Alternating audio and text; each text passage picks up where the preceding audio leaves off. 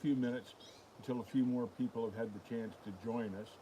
But while we're waiting, I'd like to talk about what we were going to talk about in the stream today, and that is why trucking has become so unnecessarily complicated. And you know, it was not like that back in the day. So that's what we're going to explore. We're shooting this out in my truck yard. It's beautiful out here today. The bugs are leaving us alone, so So, that's a positive thing. so far. Yeah, so far the bugs are leaving us alone.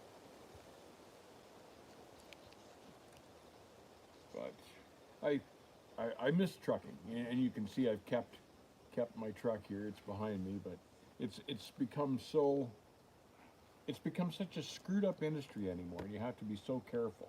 So that's kind of the stuff I like to explore when we have these live streams.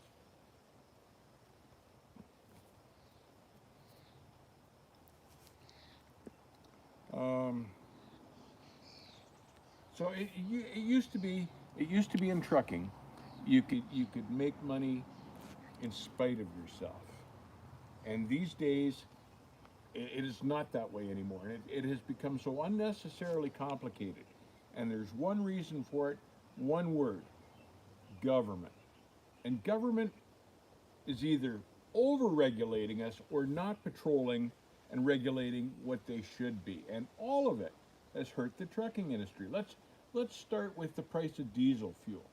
Diesel fuel is a ridiculous price now. I know it's coming down, but it was at $7 a gallon at one point in California back a year or two ago, and it's still hovering around $4 a gallon.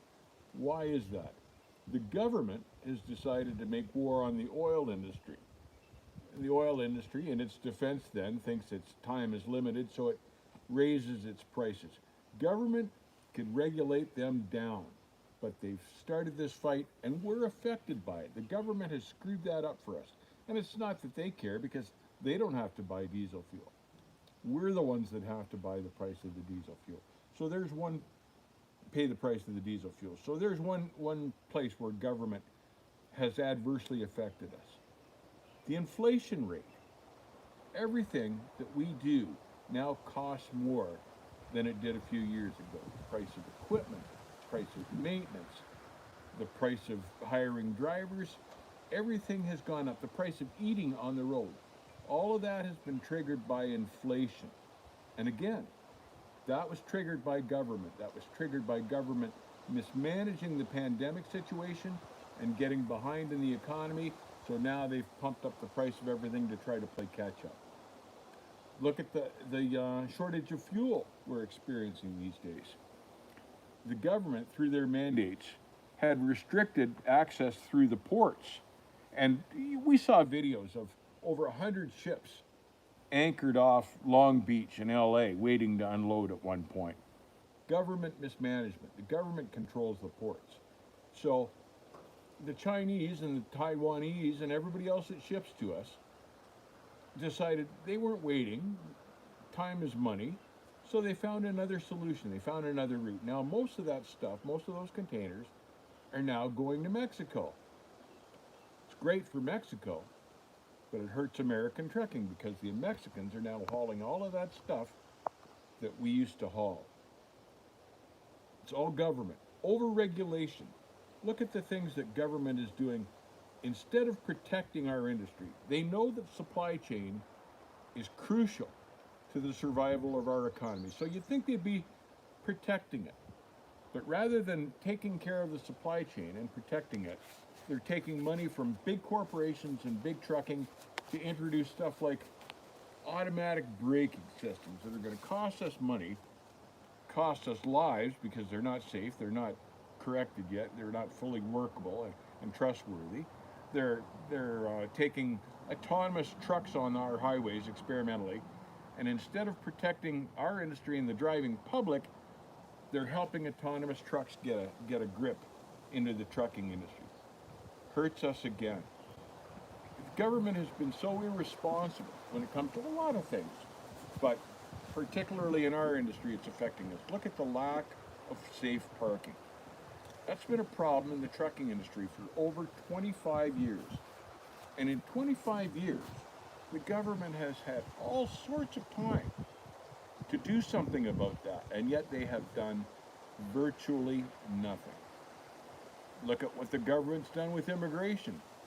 They've allowed cheap labor to just flow across our borders. And what does that do? That cheap labor replaces us, gets rid of the good paying jobs because everybody needs to do it cheaper. So all of a sudden, the quality drivers are gone and the immigrants are driving all the trucks. They need to work and everybody loves cheap labor. So look at what that handling of immigration and immigration policy has done to trucking.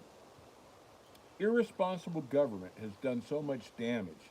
It's beyond belief, and it's not just trucking, as I say, but we're talking about how it's affected us in the trucking industry.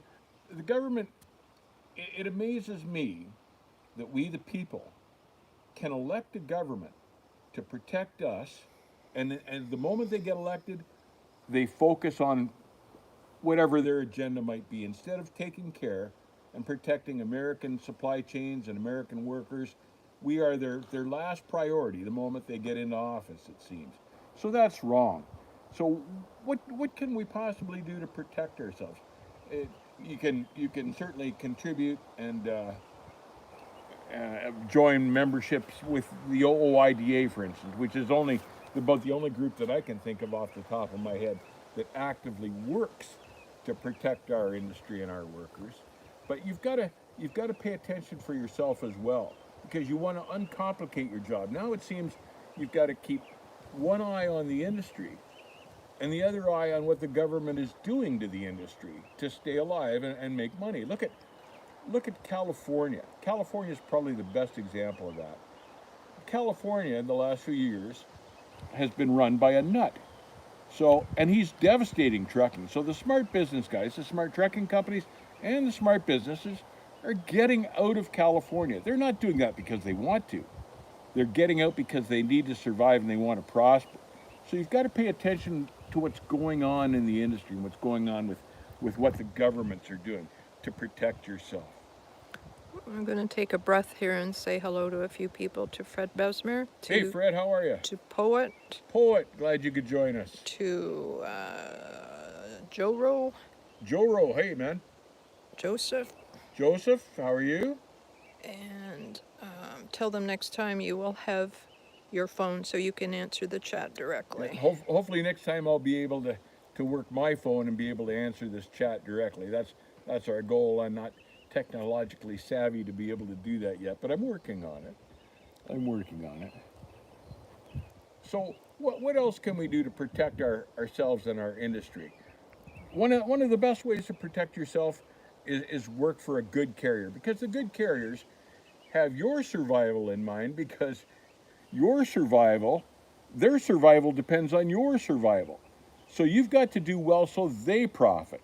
So working for a good carrier, a carrier that you trust, that doesn't have their own agenda, is part of what you can do to protect yourself. Stay away from all the scams in trucking, like leasing a truck. That is just a lost cause. If you want to lose money, lease a truck from a carrier. That's a guaranteed formula that sooner or later you'll virtually all go under by leasing a truck. So stay away from that stuff. Look for the good carriers and look for the good jobs. Who did you say the other day you mentioned about a lease program? I don't remember. Anyway, so that's another way you can protect yourself. But stay away from load brokers. Load brokers have hurt our industry so severely, it's not even funny. And the government, who could be regulating that type of thing and have transparency with the load brokers, are just pretty much ignoring that. And they shouldn't be. It was about the company who was leasing only their older trucks. And I learned back to leasing. I learned something the other day about leasing that I didn't know. I never really explored leasing because I recognized it as a scam right from the get-go. But I found it the other day that leasing trucks to drivers is one of the best ways for them to get rid of their used equipment. They have big fleets of trucks. They're worthless on a trade-in. They have no resale. So what they do is they lease trucks 1 or 2 or 3 years old out of their fleet to unsuspecting truck drivers and charge them $100,000 for a truck that's worth $50,000 on the lot. It helps them get rid of their used equipment. It's just, it's a scam. The carriers that lease trucks aren't trying to help drivers. Carriers that lease trucks are helping themselves. It's as simple as that. So if there's something else you can do to protect yourself from what's going on in the trucking industry these days, don't lease from the big carriers. That's just a formula for going under eventually. But you have to protect yourself. The trucking industry has always been dirty to a certain extent, but it's far worse now than it ever has been before. And I think because money is tight and more people are trying to figure out ways to steal from the trucking industry because they can see that the government's not paying attention. They're not regulating it. So we've got more and more criminals trying to get into the trucking industry and scam drivers. Look at this business now that they've got with these ghost load brokers, guys that aren't even load brokers, inserting themselves through the internet and actually stealing loads, and the government just is throwing up its hands. It has no way to protect everybody from that. They haven't thought about it. They haven't researched it. It hasn't been on their radar. They're too busy focusing on what big corporations are greasing their palms and things like that. They're not paying attention to the people they should be paying attention with. And I don't see that changing in the near future, frankly. We'll take a breath here for a bit. Just a couple comments. Gary, hello from Edmonton, Alberta, in the Class 1 MELT program. Excited to be driving soon. And 4x4 forever. Well, it's business. That's just all it is. Well, it is business, but I don't think that business has to be dirty business. That's my problem with it. And it never used to be as bad as it is now. And the government is doing nothing about it. So part of the reason trucking has become so complicated is there's so much going on that you have to do to protect yourself that you shouldn't be have to worrying about. And it ties into last week's stream about Saskatchewan dropping melt. That's right, and ties into that exactly, because here is Saskatchewan dropping the melt program when one of the things that we need worst in this industry is proper driver training. Now, melt isn't the end all and the be all. In fact, I don't think it's particularly good, but it's something. It's something that they're trying to do to improve driver training. I think driver training should be like a mentoring process. It should be a recognized trade, but the government can't be bothered with that either. It's just too much paperwork and too much grief from people that are sliding them money. So the bottom line is, it's become far more difficult to profit in trucking than it ever was 25 or 30 years ago, 40 years ago. We made money in spite of what was going on because none of it really affected us. The fuel price was down. The plates in the operating authority were reasonable. Yes, there were a few load brokers in the business, but you got to know who was crooked and who wasn't, and you just worked with it. But mostly you tied in with reliable carriers, reliable companies to haul for. Nowadays, it's almost impossible for new drivers and even older drivers to find direct connections to freight. It's become so much more complicated. All these big industries want to do everything through a load broker, and God knows, what they've done to our system, but just destroyed it terribly. So it's just, I guess it's a progression of the way things have been over the last 20 or 30 or 40 years, but it's not for the good of the truck drivers, and that's what I'm concerned with here. It's becoming harder and harder and harder for an honest driver or an honest owner-operator to make an honest living and get paid what he should be paid. Something else that we shouldn't be doing now is far different than it was 40 years ago when it came to waiting time, for instance. Back then, we were making pretty serious money, so you could afford to kill a few hours at a dock waiting to unload or something. Not that happened, frankly, rarely. Generally, it was always you bumped the dock, you got unloaded. But if you had to sit around for a couple hours, it was no big deal because you'd made serious money on the haul.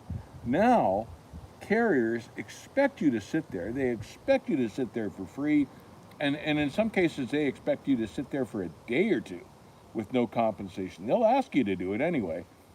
Best way to combat that is just don't do it. Just refuse to do it.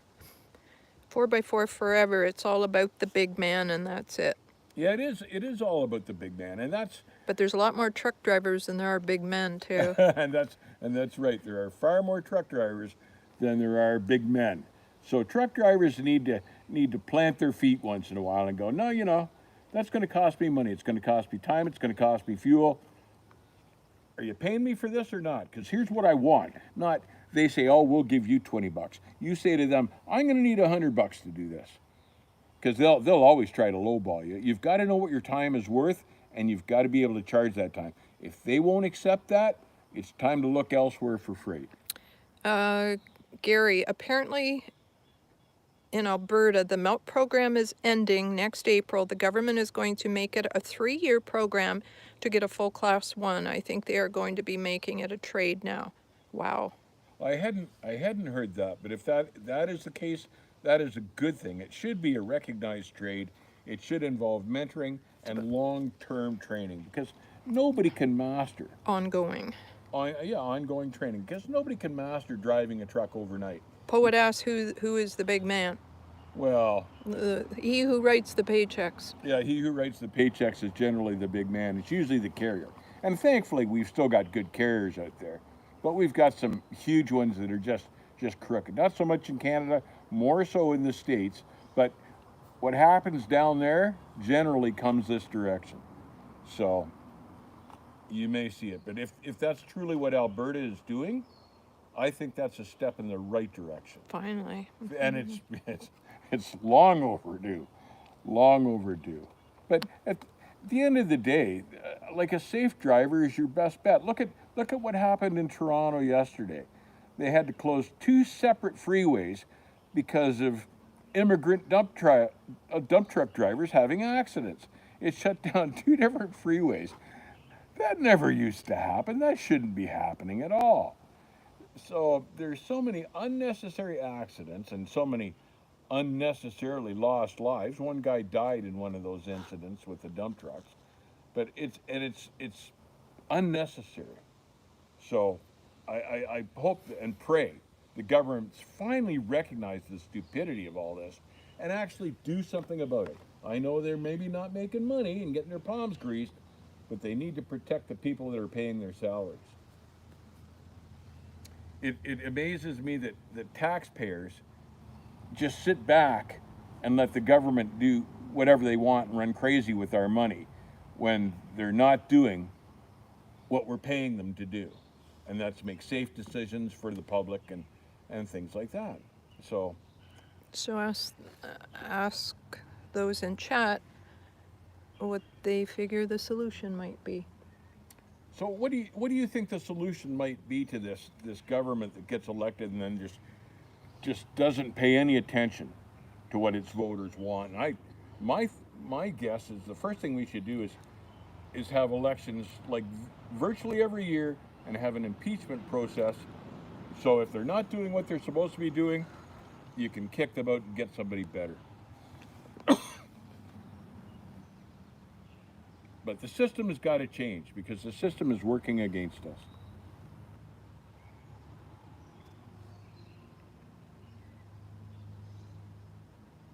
It's frustrating to see all these qualified, skilled truck drivers that have left the profession because it's become such a clusterfuck and you can't make money anymore. They're better off to go drive a bulldozer, work 8 hours a day, overtime, if they get it, and go home every night. There's something else that the government could control and fix easily. Overtime for truck drivers. You virtually hear nothing about that. There's no reason that we should be exempt from the Fair Labor Standards Act. They could easily fix that. So truck drivers, if they put in a 70-hour week, got paid for 70 hours. But look at the system we work under currently. We're restricted by the hours of service to the number of hours we could run a day. They're going to mandate speed limiters, so we'll only be able to do so much work in a day. The fuel is a ridiculous price, but we've got to pay that every day. So we're getting squeezed. It's getting harder and harder and harder to make a decent living as a truck driver. I'm just going to interrupt for a second. Thank, thank.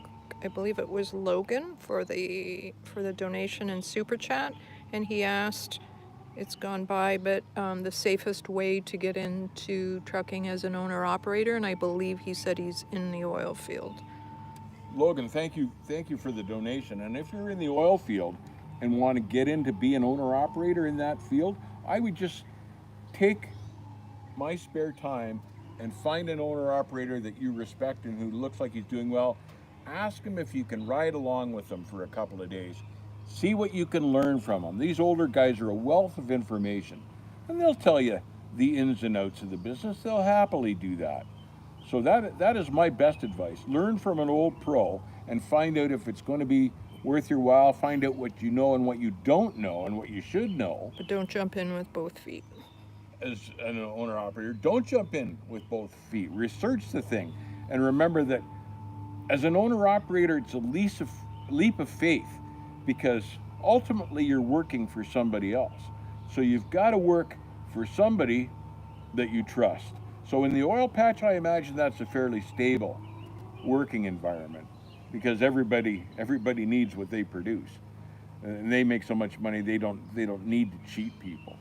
But yeah, take some time and ride with an experienced guy.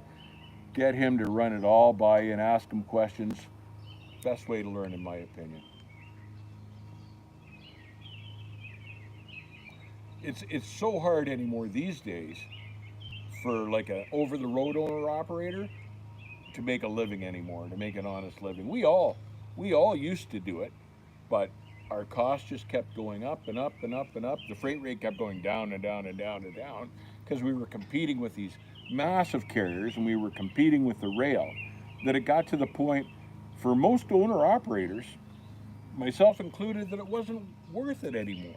You just weren't making enough money. By the time you paid the fuel and everything else, there wasn't enough left there, even if you had a good set of customers, because somebody else would come in and lowball your rate to the customer, and generally the customer would have to take it. We didn't give credit to the right person there, and I don't have the ability to go back on the chat. So whoever donated in super chat, thank you. Yes, whoever donated there in super chat, it's rolled past us and we can't get it back. But thank you, we appreciate it. Jed asks, what is your opinion on California banning the sale of diesel trucks?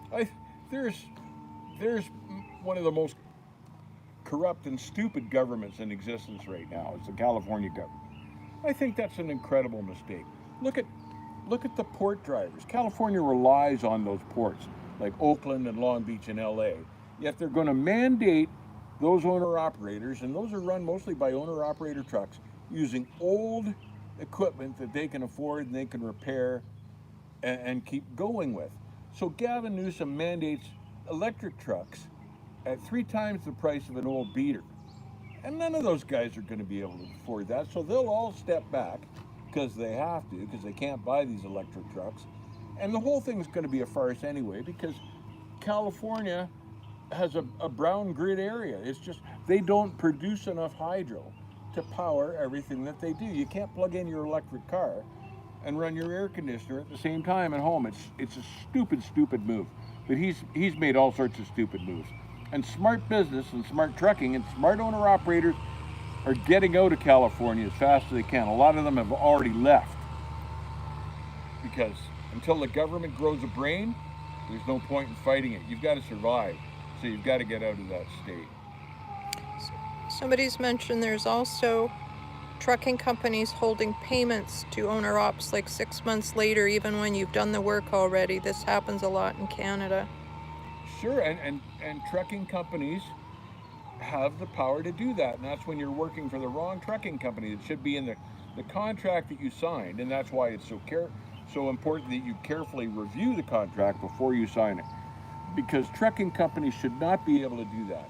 Now, sure, you can take them to court, and then maybe in another year and a half you'll get your judgment on that, but you don't want to be working for that carrier and be in that situation in the first place. if they haven't paid you in 30 days, you need to cut your losses and get out. And it shouldn't even be 30 and days. 30 days is the maximum. That's too long anyway. 30 days is the maximum. It shouldn't be like that. So you need to cut your losses, tell them why you're quitting, and get out.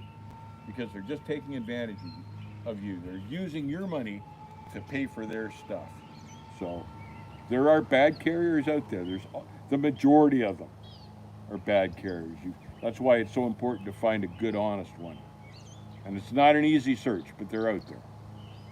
What's your opinion on trucking companies sending Class A drivers to people's homes for LTL freight? Well, we just talked about that this morning. I'm not done yet. LTL freight isn't even LTL anymore. It's a delivery boy job. Some carriers are FTL. Ooh, that was what I was saying this morning. Fire away. So I think that's insane. I think peddling freight around a town or a city with a 53-foot trailer is nonsense.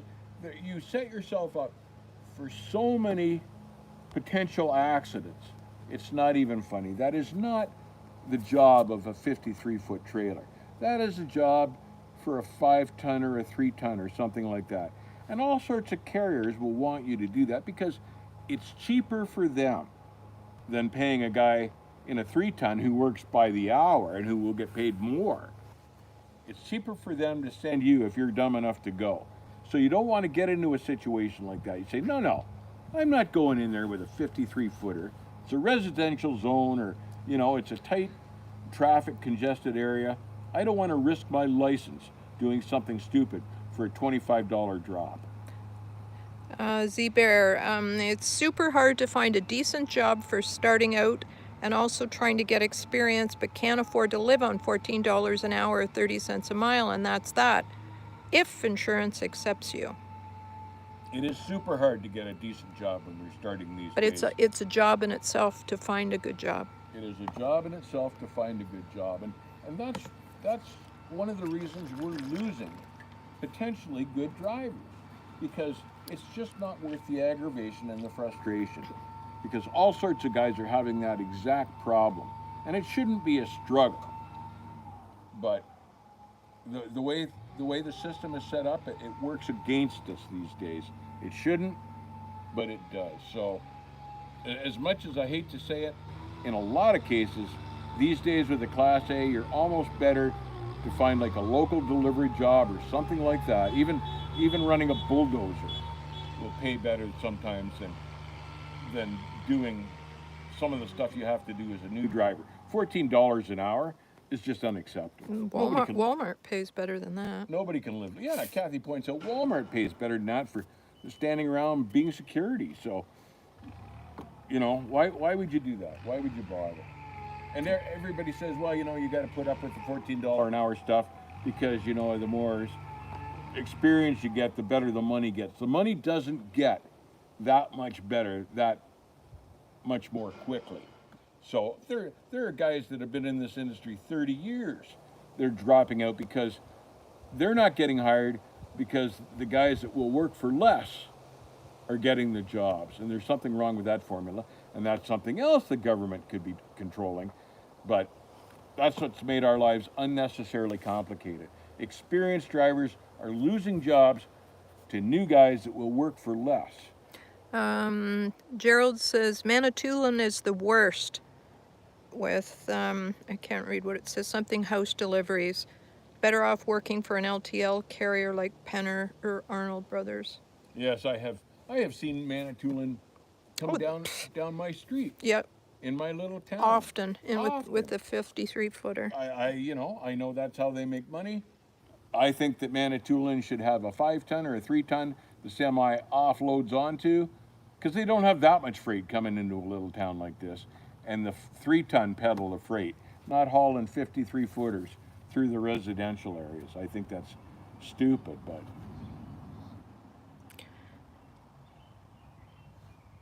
Somebody made a comment. Danelle Graves, companies like Walmart need to up their requirements for new drivers because Walmart truckers are starting to get into accidents too much. Huh. I hadn't heard that. Generally... Somebody mentioned because they hire past Swift drivers. I am aware that Walmart has been hiring drivers within their warehousing and dock staff. That'll be why. So it was a way to rise in pay at Walmart, and I know Walmart has been doing that, but it's they don't always pick the right people, I'm sure, and it's to be expected that out of a whole field of new drivers, some are going to have accidents. And having accidents as a new guy is kind of inevitable. What you've got to hope for is you've got a new guy that's smart enough not to get into a serious accident. Everyone will rub a post or a trailer or hit another trailer backing in when they're new. But it's those horrendous accidents on the highway that are the real concern.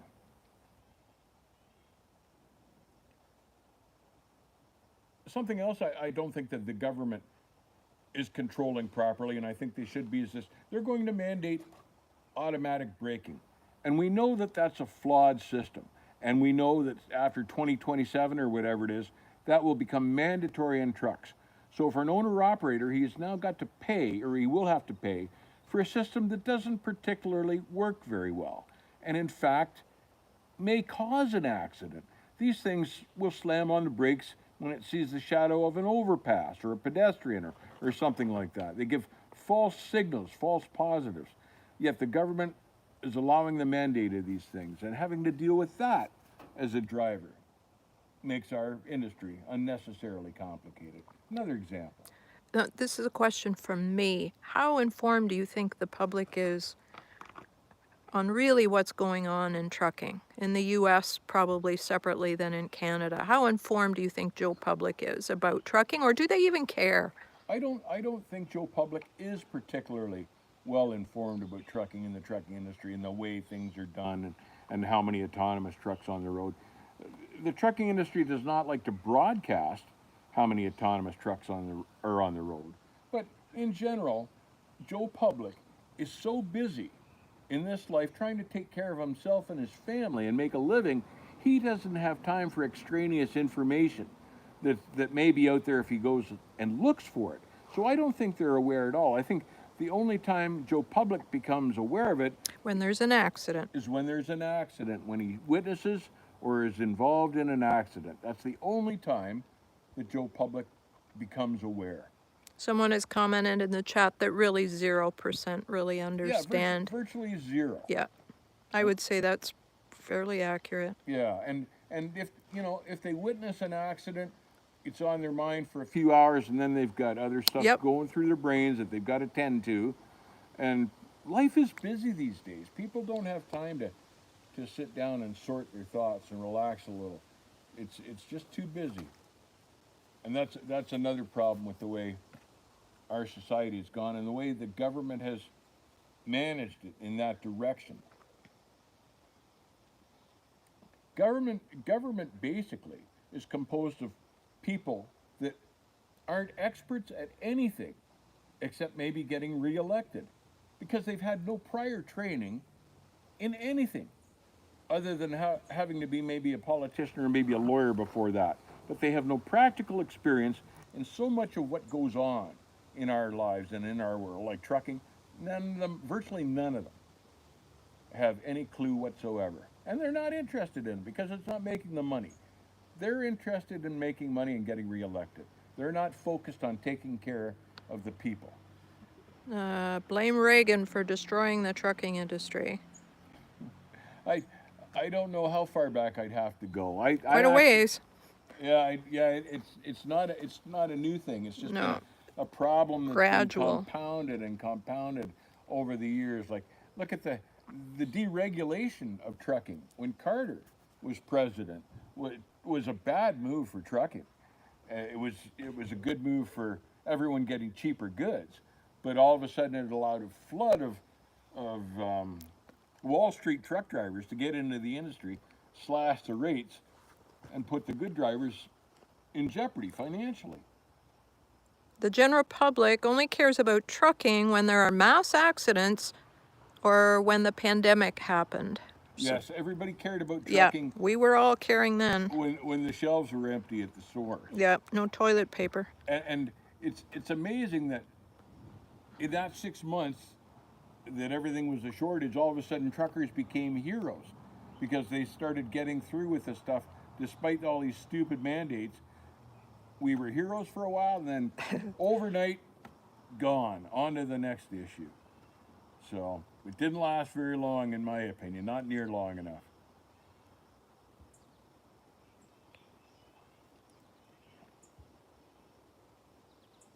But a lot of the supply chain, they recognize how important it is now. So you think they'd be taking better care of it than they do. And they're not. And look at all the work, all the freight that we've now lost to Mexico, for instance, or to the rail, who has huge political pull, of course. But the country is always going to need trucking, and it may be because of the way they choose to move more freight over the rail because it's cheaper now. It may be that to make a decent living in trucking, that you need to run out of the rail yards or something like that. But and that's perfectly acceptable as long as they're paying a good working living wage. And that's the crux of the problem right there. But there's so few good jobs, though, to go around. And yes, and there are very few good jobs that go around because everybody likes to pay as little as they can. But and I am not a big union guy, but that is one of the ways that unions like the Teamsters help truck drivers because unions have the guts to plant their feet and go, no, no more trucking until we get this resolved, and it's been working. This new guy running the Teamsters is doing a great job, and he is winning, and he is cleaning up for his union members. So O'Brien, and that's become something that maybe we in trucking need to look back towards it. It worked really well for trucking in the '60s, and maybe that's something we should be looking at again, because as big business and government continues to ignore what we need to make a living wage, maybe we should be looking more at guys like O'Brien and the Teamsters. Look at Amazon right now. I read this morning, I think it was 15,000 Amazon drivers have filed for help because they're not getting paid for all the time and the work that they do. They're getting cheated by Amazon as independent contractors, which is just a joke. And they're turning to the Teamsters for help. Somebody noted that it was unions, though, that wrecked Yellow, It wasn't unions that wrecked Yellow. in your opinion. The Teamsters had been lending money to Yellow for years, and Yellow wasn't paying them back.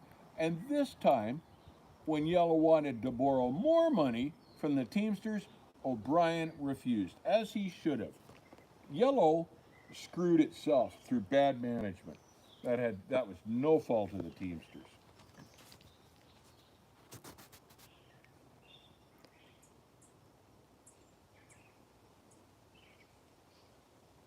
And I'm not saying the Teamsters are the end all and the be all, but after Hoffa, the government did start to pay attention to the Teamsters, and the Teamsters is a much more patrolled group than they were back in the days of Hoffa. So that's keeping them honest. So I think that's a viable option these days. And there's so many big trucking companies that are so badly mismanaged, and Yellow was a really good example of that. They were spending more than they made for years and years and years, and just expected it all to work out, and expected people would be buying their shares and stuff like that, and keep propping them up. Somebody commented that Yellow was bad for decades before they folded. That's right. Yellow had been in trouble for decades. They bought all these other big companies like Roadway, and it was just money out the window, time after time, no real management. Yellow had yards from Yellow, and then yards from Roadway that they bought virtually next door to each other. And they would deliver freight to one company out of both yards on separate trucks. Like stupid moves. And it went on for years.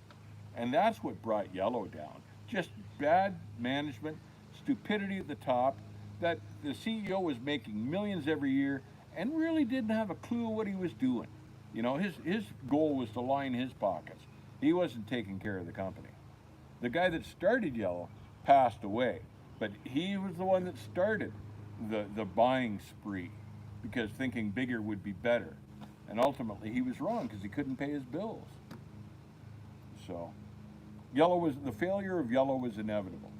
And you'll notice too that the government had a chance to intervene in that if they had chosen to, but they looked at the situation because they had to. They'd lent Yellow $750 million. So the government got involved and realized that the Teamsters were right. Don't lend them any more money. And Yellow went down. So interesting study. But LTL trucking in the States as compared to straight load stuff. Look at the guys that are making the big money these days. It's still the LTL carriers that are making the best money. Who jumped in to buy all of Yellow's yards when they went under? The large majority of them were other LTL carriers that bought up those properties, and even Knight Swift now has gotten into LTL because they see that that's the direction they need to go to be profitable. Straight load stuff isn't paying particularly well anymore. The railway's taking a lot of it. They're getting into LTL. So there are still good jobs working for these big LTL carriers. And that can be a downfall sometimes, but We were talking the other day about Chris Beers making the 1.5 mil salary, so maybe too many high-paid executives in trucking.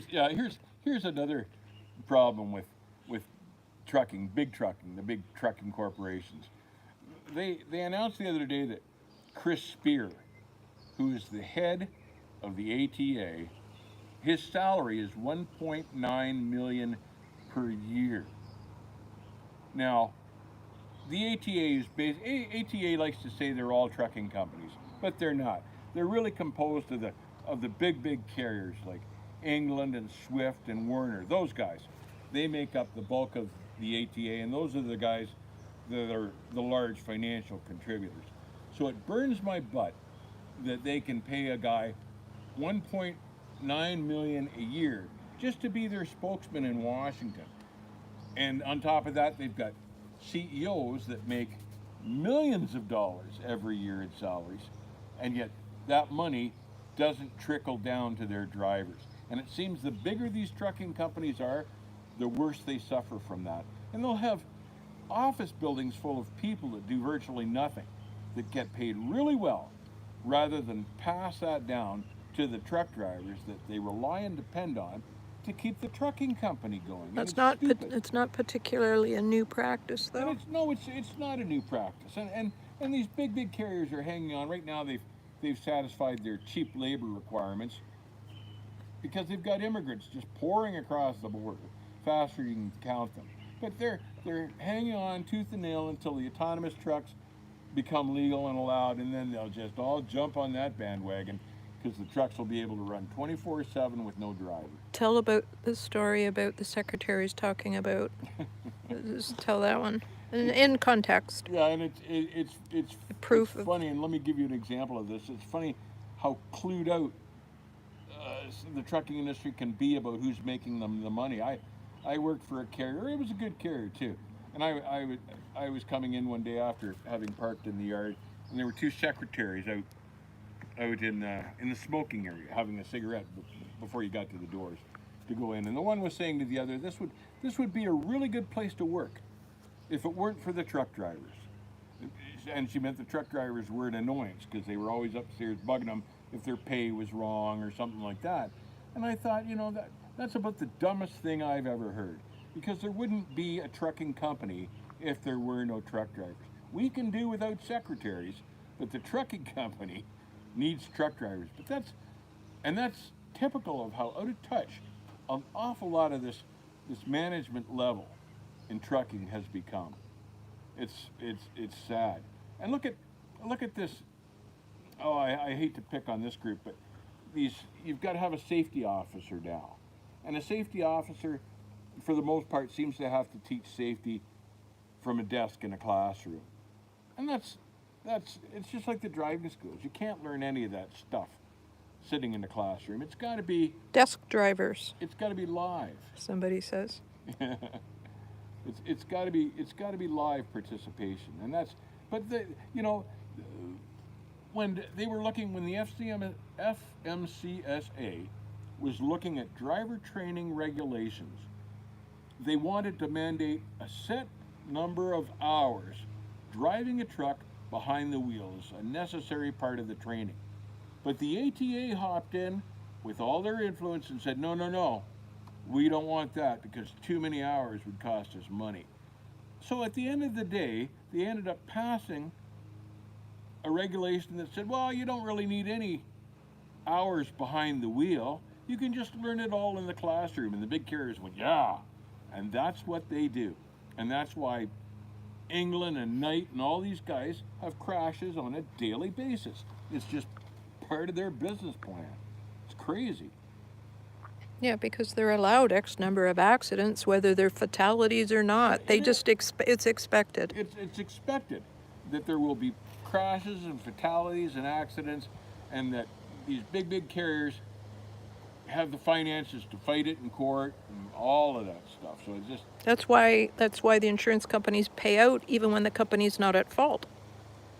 yeah, they're just so accustomed to that. This is part of their business plan is to have accidents. Well, it's to keep it low key in the public, though. And that's right.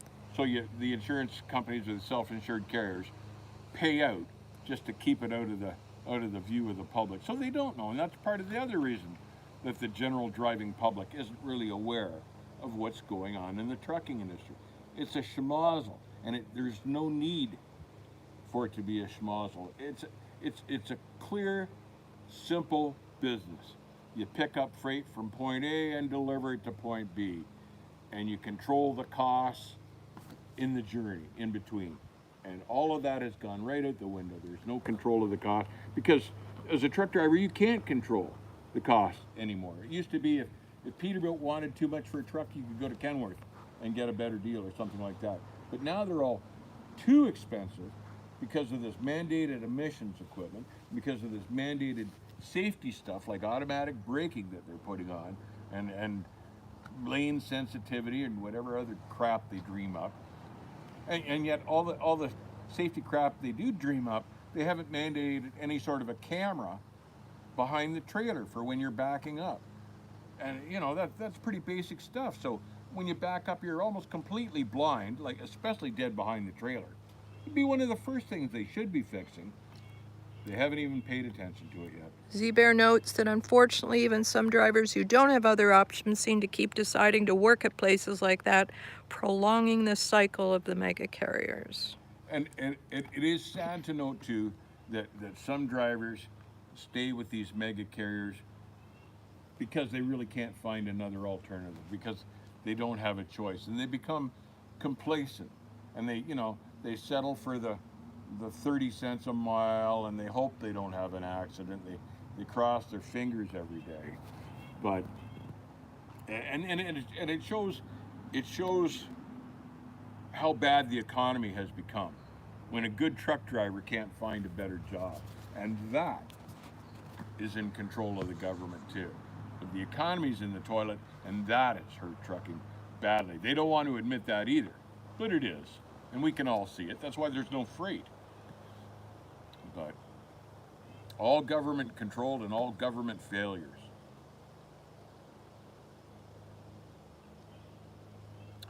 And on top of that, instead of fixing the problems that we have at home, they're focused on other things. Other things. They're not looking at the country itself and going, gee, the crime rate's far too high, or gee, we've got a drug epidemic here. They don't seem to be interested in that stuff, and that's wrong. Okay, we'll ask for some questions and then wrap this up. Okay. Now, do any of you see things that you can see are wrong? Things that are going wrong, things that are going in the wrong direction, and you can see it a mile out. Yet, no matter how much you talk or try to find someone to pay attention to it that could fix it, they're not really interested in it. And like truck parking is one of the biggest. That is, that is so easily fixed, but the government just can't be interested in it because there's no money. So I read an article the other day on how to fix truck parking, and as much as I hated it, the article was correct, and the solution was to get private investors interested in buying property and then selling paid spots every night, especially in areas like New York and New Jersey. They could buy big tracts of land, invest in that land, and charge truck parking. And I wasn't in favor of paid parking because we never used to have to do that. That was silly. But no one's making money at having truck stops hardly anymore. It used to be you parked for the night for free, but you bought fuel, you had a shower, and you had a good meal at the restaurant. The truck stop made money at it. That's not going on anymore because the economy's so bad. Everyone's eating fast food or they're eating out of their cooler in the truck. So it's not the truck stop's problem to provide parking for thousands of trucks, but maybe these private investors to buy lots and charge for parking. I hate to see it, but maybe that's what we'll have to do to get enough parking for everybody. There's something like 3 million trucks on the road and 15,000 truck parking spots. Like it's way out of whack, and it needs to be fixed. It's not getting any better. It's getting worse, and it's been doing that for years. Government's ignored it. Okay. Wrap it up. Well, I guess I could rant for hours, but I guess I won't let you. Kathy's had enough of me. But that's how I see trucking these days. It's so complicated, and it doesn't need to be. And the government could fix it if they chose to, but they don't. Here's a quote from someone: driver education and respect. Oh, I'm losing it. It's gone. Just a second. Just a second. Driver education and respect at truck stops, as it is an all-time low and have an extremely slim profit margins. What a shame that they are also aren't compensated either for their work. Yes, it's that was a profitable, good industry for many people. It's the Moons that still own a few of the truck stops. My hat is off to them that they're able to keep a really good truck stop and still be profitable these days. So, I give them as much support as I possibly can. I don't eat the fast food. I eat proper meals at truck stops when you can find them and where you can find them. I buy their fuel. I don't go for the cheap stuff because they support us and we support them. It's a mutual thing. And you can note that I run a list on the website of good truck stops. Yes. So look for that. I will put the link in the description of the live stream, and don't forget to sign up for our newsletter. Yes. Well, thank you for joining us, and thank you for listening to my rant. Stay safe, keep the rubber side down, and be aware of what's going on in the industry because it affects your paycheck. We'll be back for more. We'll be back for more. Take care. Keep the rubber side down. We'll see you on the backhaul.